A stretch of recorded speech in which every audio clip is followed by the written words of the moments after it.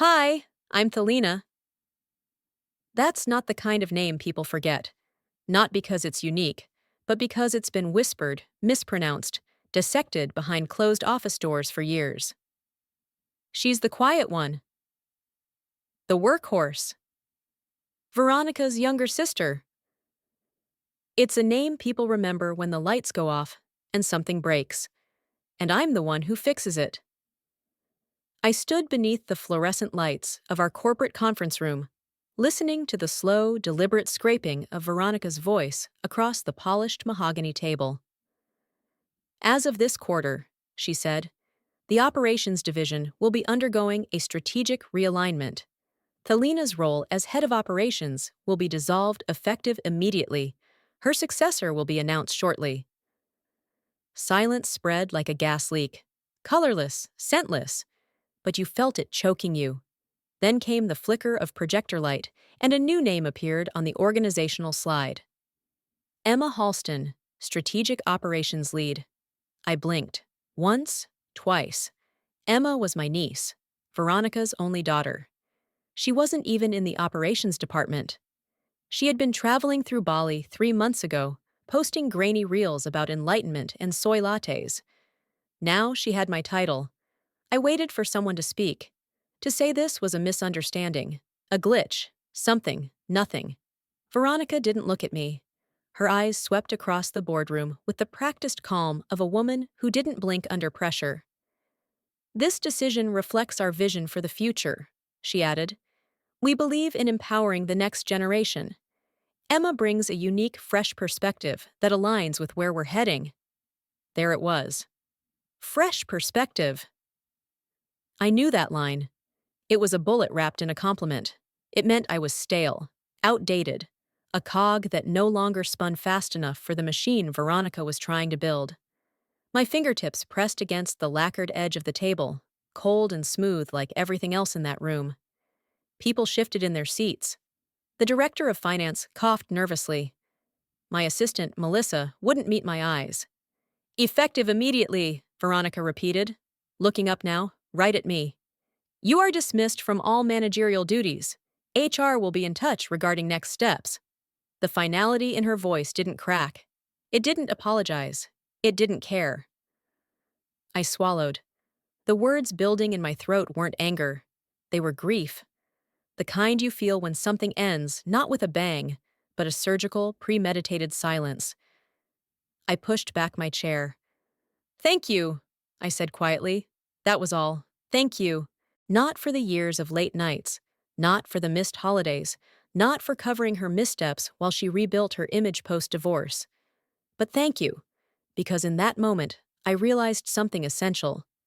She was never going to value me. Not as a sister, not as a leader, not even as a human being. I walked out before anyone else stood. The weight of unspoken sympathies, fake surprise, and betrayal followed me like a smoke trail. The glass door hissed shut behind me, and just like that, I was gone.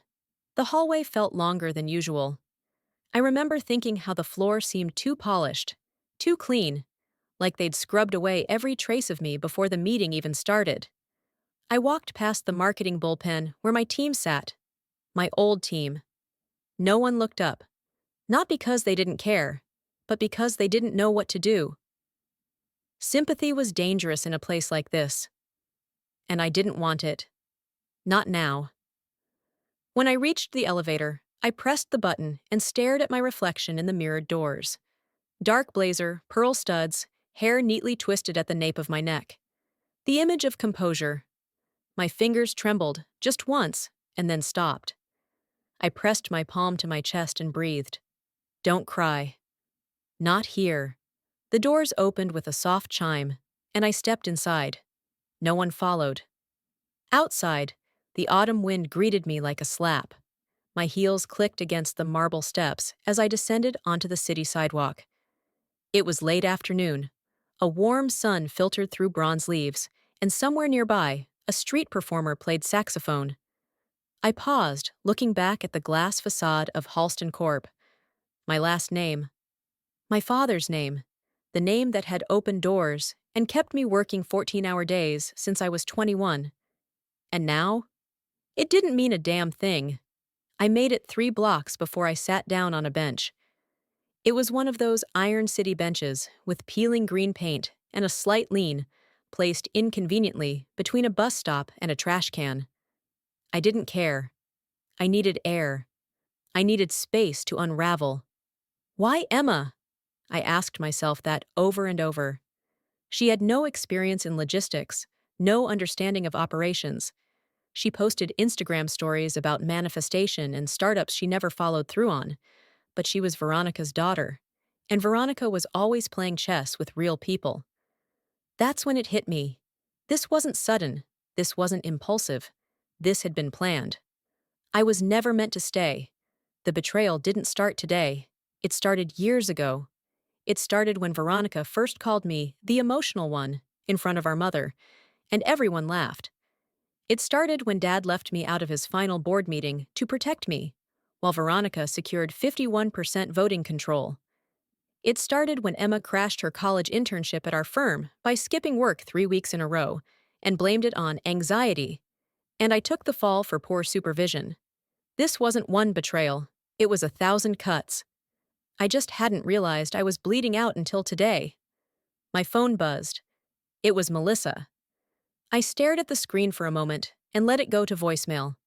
Then I opened my email. There it was. An official notice from HR, time-stamped 10 minutes before the meeting even began. Subject: Transition of responsibilities. Effective, immediately, I smiled. A bitter, bone-deep smile. They'd sent it before I even stood up. That evening, I packed my office. No one helped. No goodbye speeches, no farewell lunch.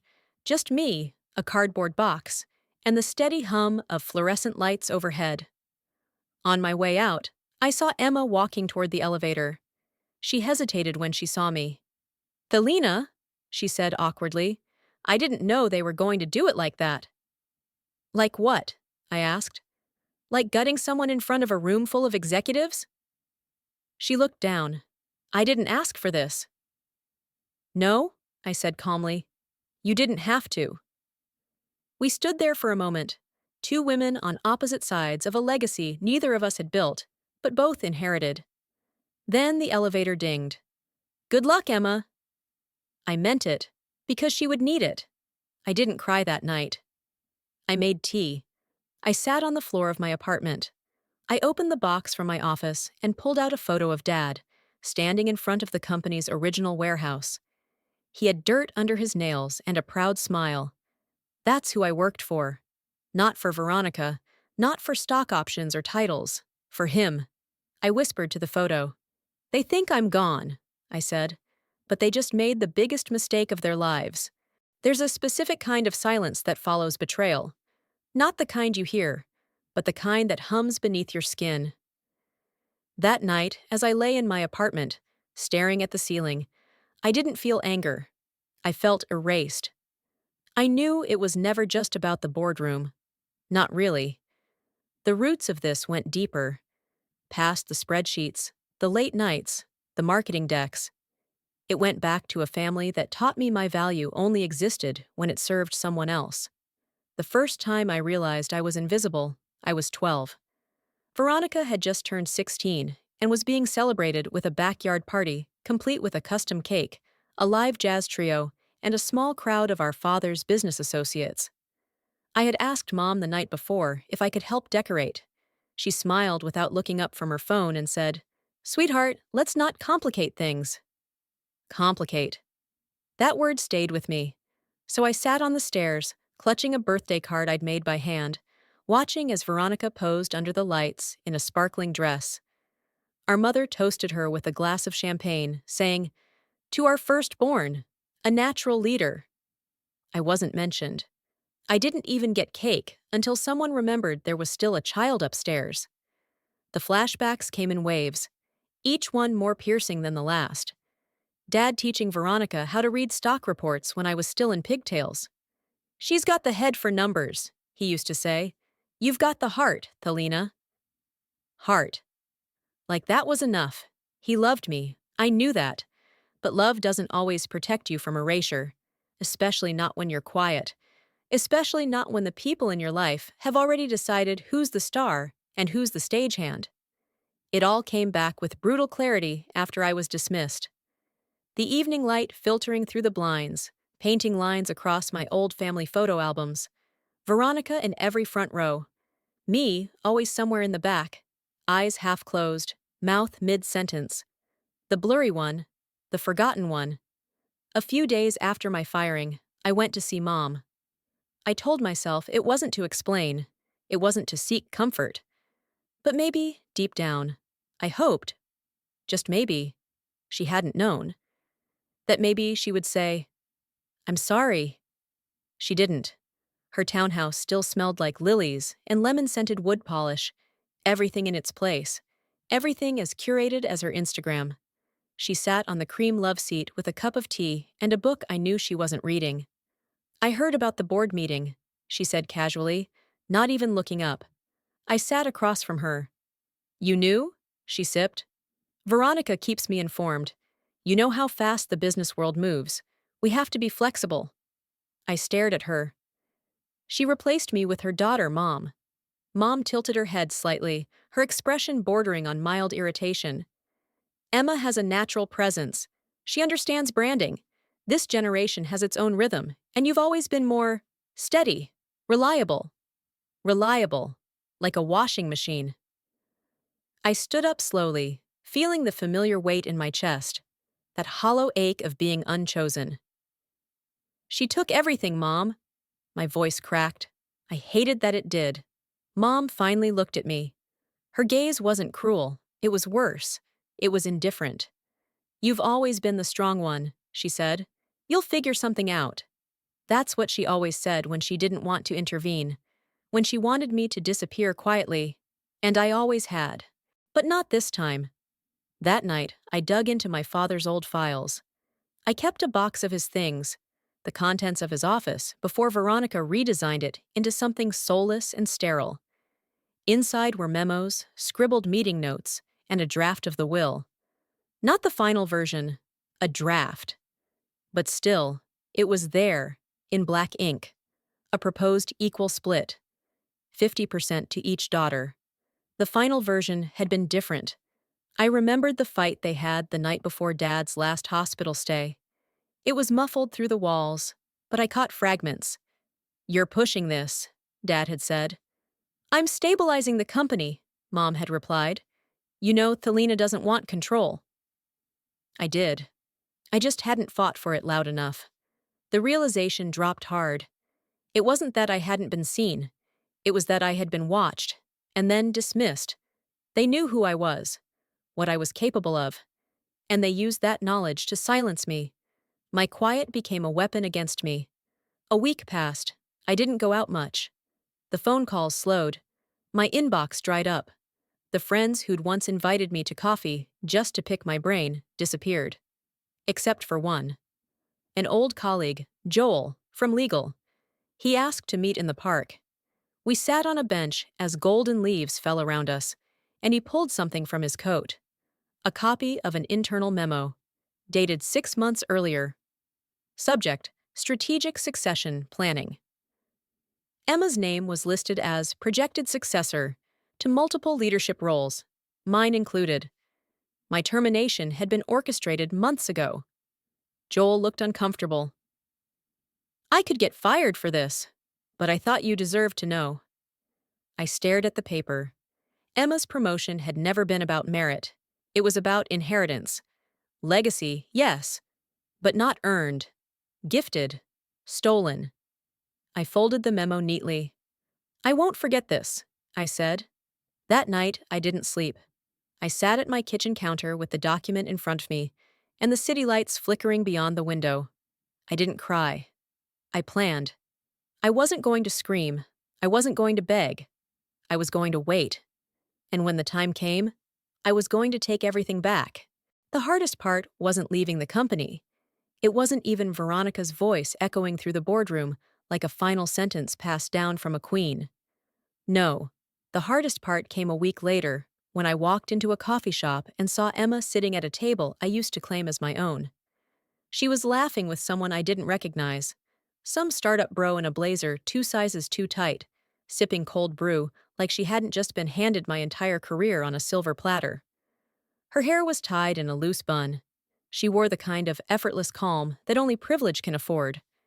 I didn't speak to her, but I noticed something. She left her laptop unattended when she went to the restroom, and in her rush, she left the screen up, an email thread still open. From the angle of my seat by the window, I could read enough. Subject: Internal settlement. Employee termination closure. My eyes narrowed. The names were blurred by distance, but the phrasing burned into my mind. Per our discussion, no further investigation into the harassment complaint will be pursued. Employee signed NDA in exchange for severance. Let me know if legal still needs to clean this up before her promotion announcement. I recognized the date. It was 3 months before my firing. Later that night, I couldn't sleep. I replayed what I'd seen over and over, like a stone I couldn't stop rolling between my fingers. I didn't know who the employee was. I didn't know what the complaint said. But I knew it mattered. So I texted Joel. Did legal ever handle an NDA related to Emma?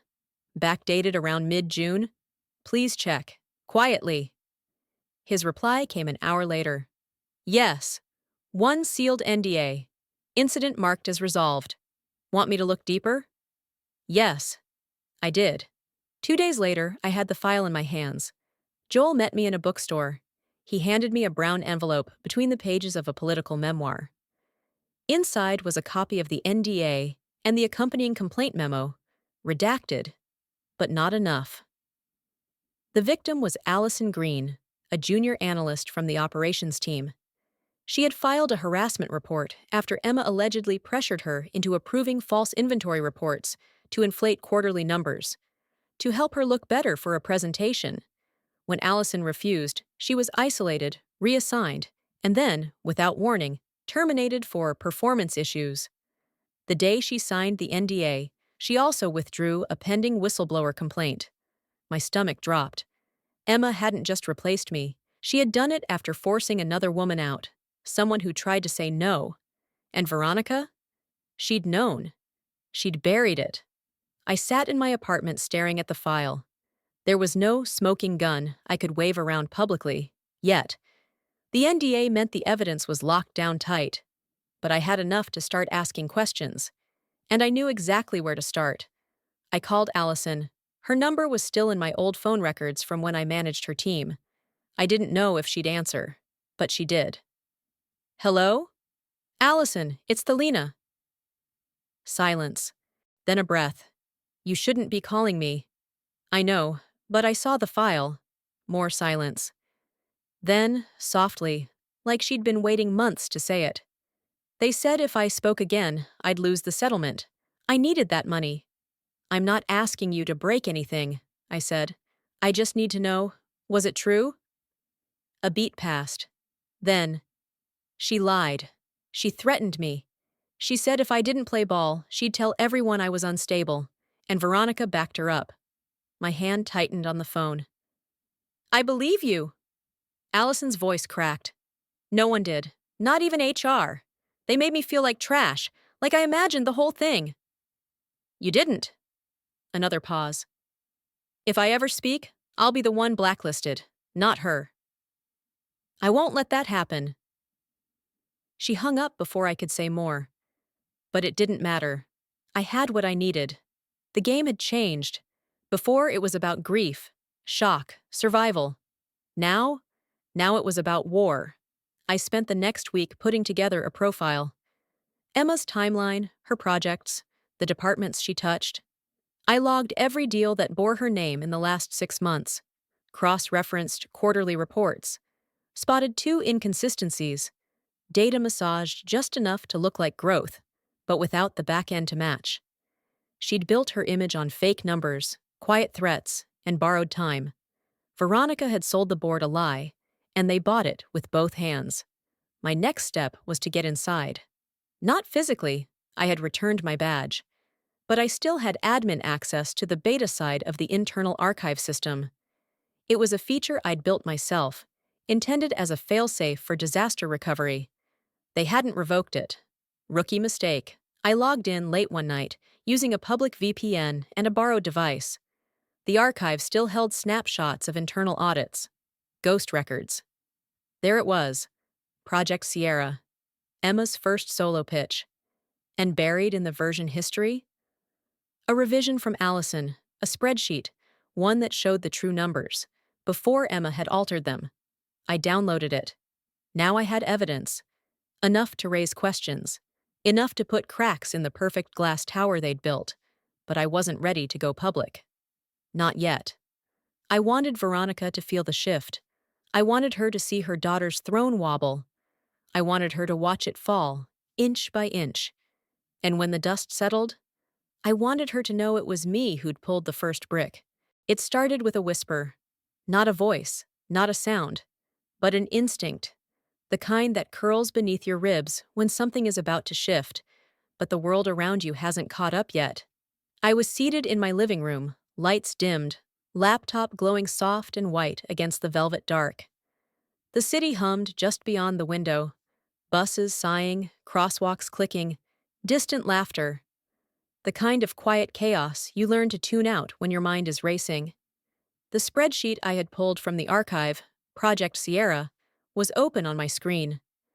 Emma's numbers glowed smugly, a perfect illusion. But in the version history, buried deep, was Allison's original. Unaltered. Honest.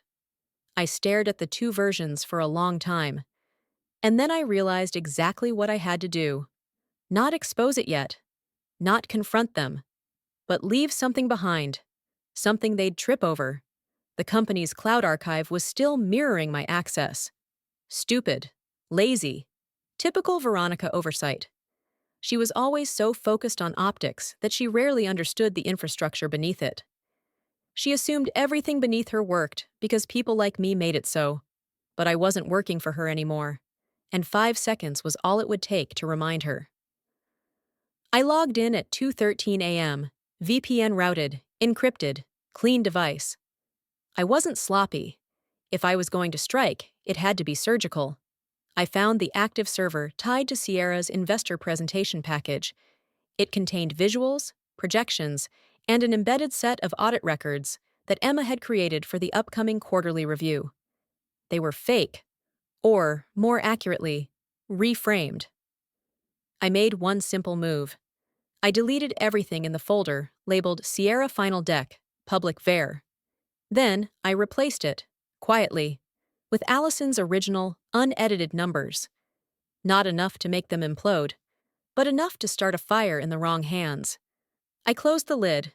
Time on screen, 5 minutes and 38 seconds. Total time between delete and replace? 5 seconds. That was the moment I stopped being erased and started writing my story back into the machine. 3 days later, the tremor hit. I got a call from a number I didn't recognize. I didn't answer, but the voicemail was clear. Hey, it's Marcus from compliance. Just wondering if you've been in touch with Emma? There's an inconsistency in one of the audit backups, and she's saying you may have left an outdated file in the server? Doesn't sound like you, but let me know. I smiled. Of course Emma would panic. Of course she'd blame me. But I hadn't left an outdated file. I had left the truth. Veronica called me that night. Blocked number. I picked up. Thelina. I leaned back on my couch. Veronica. A long pause. She hated not being in control. The silence killed her faster than confrontation ever could. There's been a data breach, she said finally. An internal issue. One of your folders was accessed after you left. You wouldn't happen to know anything about that, would you? I let the silence bloom. Then, why would I touch anything after you fired me? Another pause. You were loyal once. No, I corrected her. I was useful. You just never noticed the difference. She exhaled sharply. Don't play this game, Thelina. I'm not playing. That's your daughter's specialty. She hung up, but her voice had cracked. For the first time. At Halston Corp, tension spread like oil on concrete. Emma scrambled to correct the numbers, but the corrected numbers contradicted the investor package already released to early-stage partners. The legal department had to send a clarification memo, which only drew more eyes. Internally, Marcus began an audit. Quiet, but relentless. Veronica issued a staff-wide memo blaming a file migration error. Corporate speak for someone screwed up, and we're not naming names yet. I watched it all unfold from my phone, sipping tea, reclaiming my breath. One evening, Joel texted, "They're panicking. I overheard a call. Emma's in over her head. Veronica's spinning." I replied, "Let her spin." But even I wasn't ready for what happened next. An anonymous Reddit thread popped up on a corporate gossip board, titled, "What's going on at Halston Corp? Massive discrepancy in Q2 numbers?" I clicked. Someone had posted screenshots, nothing that violated NDA directly, but enough to suggest someone inside was leaking info. Speculation exploded. And just like that, the cracks I had carved became public rumor. Not because I told anyone, because I let the weight of their lies collapse inward. That was the real trick. You don't have to destroy the castle. Just remove the wrong stone, and let gravity do the rest. The next morning, I walked past Halston Corp. I didn't go in. I had no reason to. But I stood across the street, coffee in hand, watching as employees rushed in with nervous expressions. A security guard now stood at the front door with a clipboard. Emma's car wasn't parked in her usual spot. Veronica's tinted SUV pulled up just as I turned to leave. We didn't make eye contact, but I didn't need to. I had already said what I needed to say. In 5 seconds, the boardroom hadn't changed. The same cold lighting, the same sterile gray walls, the same chairs with too much chrome and not enough comfort. It had always felt like a showroom pretending to be a place of vision. Except today, the air crackled. The quarterly investor briefing was underway. Cameras were already positioned in the back for the live stream. A light hum of nervous chatter floated above the table. Everyone was dressed to impress, faces tight with expectation. At the head of the room, Veronica stood immaculate in a navy silk suit, hands clasped loosely in front of her. Beside her was Emma, fidgeting in heels too high and ambition too heavy. "Thank you all for joining us," Veronica began, voice smooth and practiced.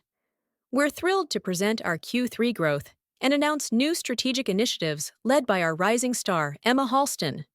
There was a small round of polite applause. I stood in the back, unnoticed for now, dressed in black. No badge, no invitation. But nobody stopped me. I made sure of that. Veronica continued her presentation, clicker in hand, slides flipping across the screen.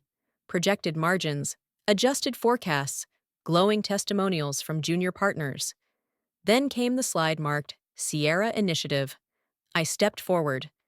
"Before you go any further, Veronica," I said clearly, "may I ask the board to pause the presentation?" Her head turned, slow as stone. The room hushed.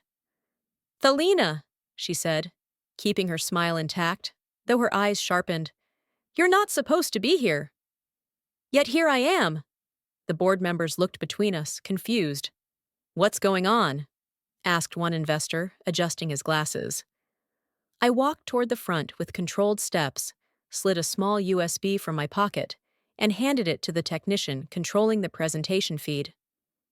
"This file," I said calmly, "is the original audit document for Project Sierra, compiled by your former junior analyst, Allison Green. It includes unedited inventory reports and corrected financials from the quarter in question." "You don't have clearance," Veronica snapped, stepping toward me. "I built the system you use to lock your secrets. You think I don't have a key?" The room stirred. Emma went pale. "Thelina, I don't know what you're trying to do, but this is truth," I said. "What I'm trying to do is show the truth, that the numbers presented to this board, to our investors, and to our partners were manipulated by Emma, with full knowledge and approval from the CEO." Murmurs erupted. "No, no," Emma stammered. "That's not... You can't." The technician looked toward the lead compliance officer, who nodded grimly. Put it on screen, he said. The projector changed. New slides appeared. Not polished, not branded. Raw spreadsheets, line item discrepancies, time-stamped edits, names and metadata. The room went silent. One director stood. Is this legitimate? I nodded. You'll find the access logs match. You'll also find that Allison Green was fired under pressure after raising concerns and signed an NDA in exchange for silence. You breached confidentiality, Veronica hissed. No, I said. I broke no law. This data existed in an unprotected archive. Your oversight. Emma looked like she might faint. A man in a navy tie, one of the major shareholders, turned to Veronica. How long have you known this? I was unaware, she said. She was aware, I interrupted. There are emails, internal memos. This was a cover-up, strategic, intentional, and it nearly cost your company its reputation. A voice from the corner spoke up. I think we need to adjourn and open an internal investigation. Veronica tried to speak, but the room had moved beyond her. The power was gone. She was no longer leading the conversation. I walked out before the meeting ended. I didn't need to watch the fallout in real time. I had done what I came to do. The rest would unravel on its own. Outside, the wind hit colder than usual. I let it cut through my coat and didn't flinch. Behind me, the Halston name cracked a little. And it wasn't because I shouted. It was because I chose the right moment to whisper the truth into a microphone everyone was finally ready to hear. I left the city the next morning. No press, no social media statement, no grand goodbye. I packed 2 bags, deleted all my public accounts, and booked a one-way train ticket to a place no one would look for me. Montana. I found a cabin near Flathead Lake, wooden, modest, tucked behind rows of pine and silence. There was no doorman, no espresso machine, just stillness. I didn't come to run. I came to breathe. For the first time in years, I wasn't managing someone else's disaster. I wasn't calculating profit margins or watching Emma butcher the work of others.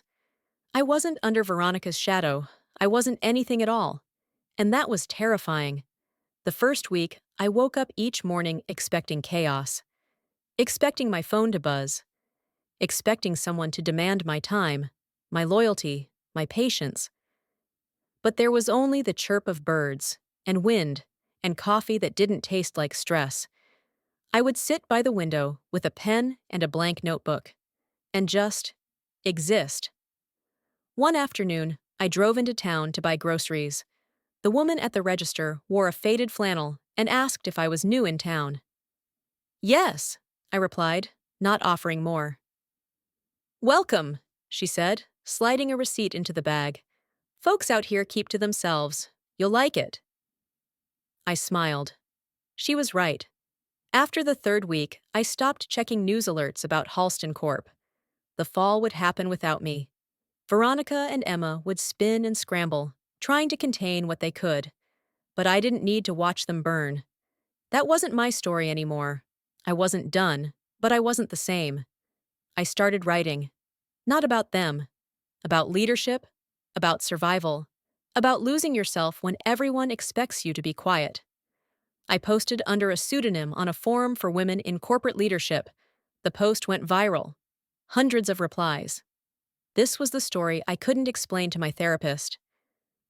I thought I was crazy until I read this. How did you survive the silence?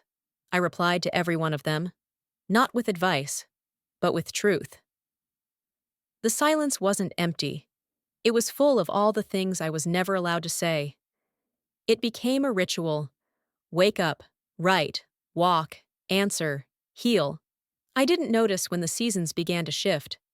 Until one morning, the lake was covered in a sheet of silver ice. Time had passed. So had pain. One day, a letter arrived. No return address. Just my name in tight, confident handwriting. Inside was a single line. When you're ready to build something better, call me. Below it, a number. New York area code. I stared at the paper, unsure if it was a threat, an offer, or a test. I didn't call. Not yet. But I kept the letter. A few days later, I got an email from Joel. He'd tracked me down, not to gossip, but to update. Emma's stepping back. PR disaster. Veronica's hanging on by threads. Board's considering restructuring. Quiet chaos. I replied, let them. His next message was short. You still planning to stay away? I paused. Then typed, I'm not done, I'm just learning how to move differently. A local school asked me to speak, not about business, about failure, about what comes after. I stood in a gymnasium filled with folding chairs and teenagers scrolling on their phones. I wasn't polished. I didn't wear a power suit. I wore denim and a sweater that smelled like pine. Don't let being underestimated become your identity, I told them. Let it become your leverage. One girl looked up from her screen. That was enough. Weeks passed. I started sketching out something new. Not a comeback, a beginning. I thought of all the women who messaged me, who signed NDAs, who smiled through being sidelined, who watched someone else be celebrated with the credit they earned. They didn't want revenge. They wanted something real. So did I. I called the number on the letter. A woman answered. You're late, she said. You're mysterious. I've read your writing. You have more power than you think. We're building something, not for profit, for legacy. I didn't respond right away. Then I said, tell me more. It began with a headline. Halston Corp confirms CEO transition amid strategic acquisition talks. I was sitting on the porch of my cabin, coffee cooling beside me, the crisp scent of pine settling into the morning air. I hadn't touched the business section of anything in months, but this one, I read. The article was brief, carefully worded, clearly fed through Veronica's PR team. It mentioned a pending partnership with an unnamed private equity group. Realignment was the term they used. Not collapse, not buyout, realignment. It also mentioned that Veronica would be stepping down from her CEO position to focus on future advisory roles and philanthropic initiatives. I read that sentence 3 times. She was out. No scandal. No headlines about her complicity. No mention of the internal audits or Emma's redacted fallout. Just a quiet exit. Too quiet. My fingers hovered over the name of the equity firm cited in the merger. Sable Grove Capital. It was a name I'd heard before. And not in the news. Weeks earlier, after I called the number from the anonymous letter, I'd been invited to a nondescript office in Midtown Manhattan. Clean lines, minimalist decor, no logos on the wall. The woman I met, Alexandra Quinn, didn't smile much. She didn't need to. She had read every word of the blog posts I'd written under a pseudonym. We've been watching Halston, she said plainly. We've been watching you. I'm not interested in revenge, I told her. I didn't say you were. She leaned forward. You're not the first woman who's had her name erased from the credits, but you might be the first who knows how to fix the system from the inside. We want that intelligence. We want that silence. You don't need to return to the table, just help us rebuild the room. She handed me a folder. Inside was a detailed investment plan, legal work, strategy, quiet buy-ins of Halston Corp stock over the last 5 months, enough to influence the board, enough to call for a leadership change, and one name at the top of the consulting roster, T. Halston. Not in public, not in print, but there, present, guiding. I never signed the cover page, but I sent them a revised strategy memo the next day. And now Veronica was gone. I didn't gloat. I didn't post. I didn't tell Joel. But that night, I opened the window, let the cold in, and stood barefoot in the dark. And for the first time in a long time, I felt tall. 3 days after the transition, I got an email from Emma. No subject line, just a single paragraph. You win. I hope it was worth it. I lost everything. I stared at it for a while, then typed back. I didn't win, Emma. I rebuilt. You should try it sometime. I hit send, then archived the thread. The next month, Sable Grove Capital quietly announced an initiative called the Phoenix Project. It offered consulting support, funding, and training for women forced out of leadership roles due to internal politics, bias, or silent sabotage. The first testimonial featured an unnamed executive who had been removed from her own family company only to help architect its revival from behind the scenes. The video never showed her face, but her voice was calm, clear, and she ended with one line. Some thrones aren't taken, they're built. The lights weren't bright, just warm enough to outline the shape of a woman standing on stage, alone. The theater wasn't grand, not like those marble halls where CEOs paraded their victories. This was smaller, more intimate. Folding chairs, soft carpet, the quiet hum of anticipation. I adjusted the microphone slightly and looked out into the crowd. They weren't executives, they weren't shareholders. They were women, teachers, tech leads, former founders, single mothers, survivors of mergers, firings, burnouts, and silence. They weren't here for a speech. They were here to remember who they were before someone convinced them they were not enough. I cleared my throat. "My name is Thelina," I said softly.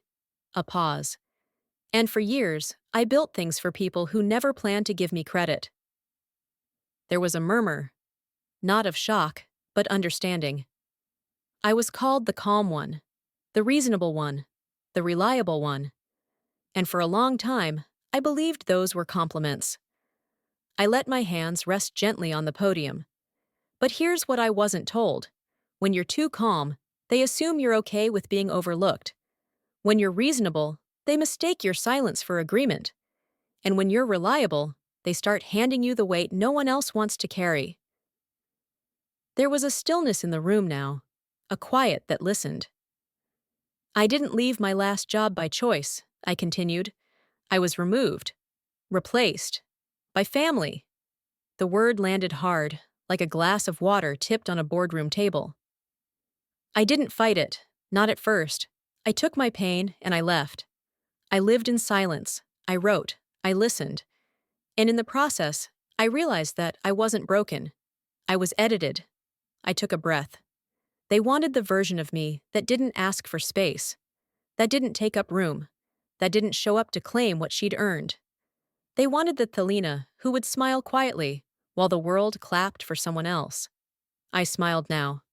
But that version of me is gone. A pause. I didn't come back to demand my seat at the table. I came back to build a new one. The audience exhaled like they'd been holding it in for years. After the talk, I stayed behind. Not to sign autographs, not to network. I sat in the third row as women came one by one. A CFO who was forced to resign after speaking up. A college grad who never got credit for her idea at a startup. A single mom who hid her brilliance because she thought her softness made her weak. They thanked me, but I wanted to thank them. That night, back at my apartment, I pulled out the email draft I'd never sent. It was addressed to Veronica. Subject, closure. I read the body again. "I don't hate you. I never did. What you did to me was strategic. But what I did next, that was intentional. You taught me silence, but I turned it into clarity."